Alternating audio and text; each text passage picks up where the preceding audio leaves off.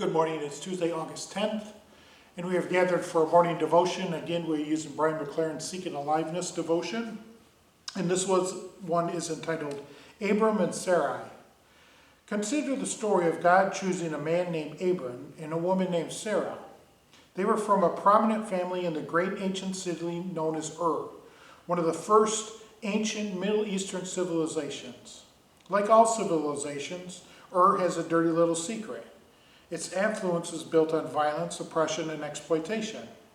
Behind its beautiful facade, its upper class live each day in luxury, while its masses slave away and squander. God tells this couple to leave their life of privilege in this rich and powerful civilization. He sends them out into the unknown as wanderers and adventurers. No longer will Abram and Sarah have the armies and the wealth and comforts of at their disposal. All they will have is a promise that God will be with them and show them a better way. From now on, they will make a new road by walking.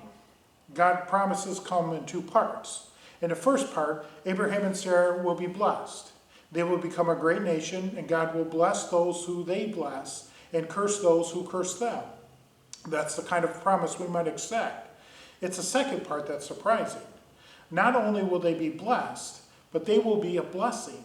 Not only will their family become a great nation, but all the families on earth will be blessed through them. Notice the different ethnicities of people who you meet today, and remind yourself that each is included in God's promise to bless all the families on the earth. And so Brian McLaren gets to just a really simple point to start and talk about the story of Sarah and Abraham. There's two parts to the promise. Those who bless them will be blessed, and those who curse them, they will be cursed. And we can kind of understand that. If somebody's nice to you, you're going to be nice right back to them. You're going to bless them. If somebody blesses you, you're going to bless them back. If somebody curses you, probably going to curse them back. But it's the second part, that Sarah and Abraham will be a blessing for all the nations. When we talk about God, especially in Old Testament stuff, it's the God of Abraham, Isaac, and Jacob.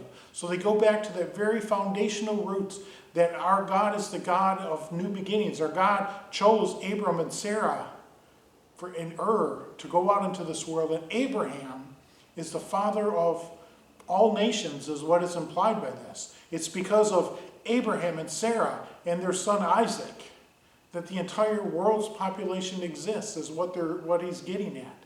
They will be a blessing to all people. Now think about that.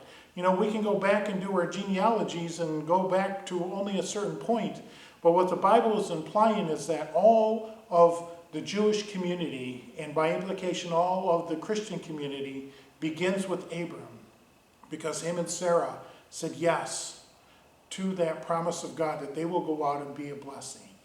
Now, we are to be a blessing to others as well. And think about how you can be a blessing to others in this day.